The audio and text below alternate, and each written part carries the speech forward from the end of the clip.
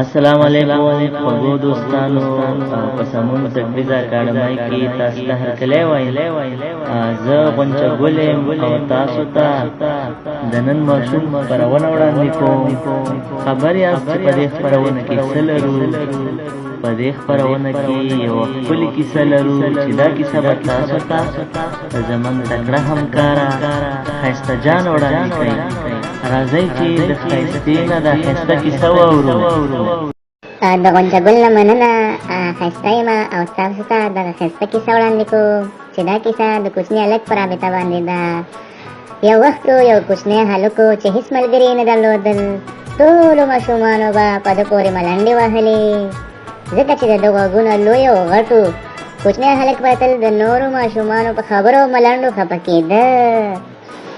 تل به یې له ځان سره ویل په دې کې زما څه ګناه ده چې زما دومره لوی غوږونه دي، دا خو ما په خپله ځان ته نه دي جوړ کړي. نو دا هلکان ما ولې ځوروي؟ کوچنی هلک په ډېر وخت په دې اړه له ځان سره فکر کوه. یو ځل خو یې له خپلې مور څخه پوښتنه کړې وه چې داسې کوم ډاکټر نشته چې زما غوږونه کوچني کړي. مور یې ورته په غوسه شوې وه او ورته ویلي وو چې بیا به هېڅکله داسې ګډې وډې نه وایې.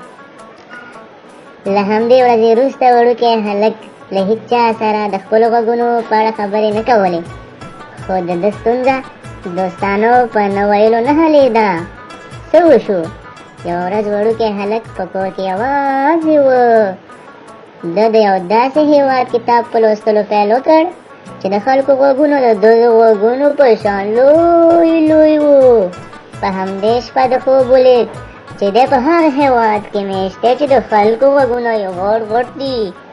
او خبر یاست دوستانو، د چا چې په دې هېواد کې غوږونه لوی او غټ وي د هغوی قدر هم هماغه شان ډېر وي. دا چې د ده غوږونه تر ټولو لوی وو، نو د دې هېواد خلکو دی خپل باچا وټاکه. بل سهار کوچنی هلک له خوبه راویښ شو، په خپلو غوږونو یې لاس راتېر کړ او په زړه کې ډېر خوشحاله و.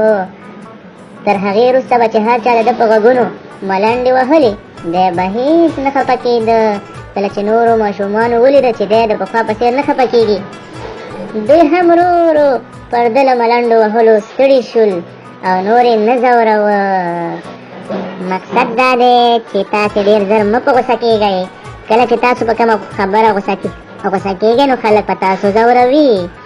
پرېږدئ چې خلک تاسو ته کومه بده خبره کوي، خلک په ګناهګار شي او یوه ورځ به هرومرو په خپلو بدو خبرو پښیمانه شي. دا وه د دې اونۍ کیسه چې ما تاسو ته وړاندې کړه. که تاسې غواړئ چې د مورال او مقصد ډکې کیسې واورئ نو پر فیسبوک او یوټیوب مو ملتیا وکړئ. تر یوې بلې کیسې پورې له تاسو اجازت غواړم. لوی الله مو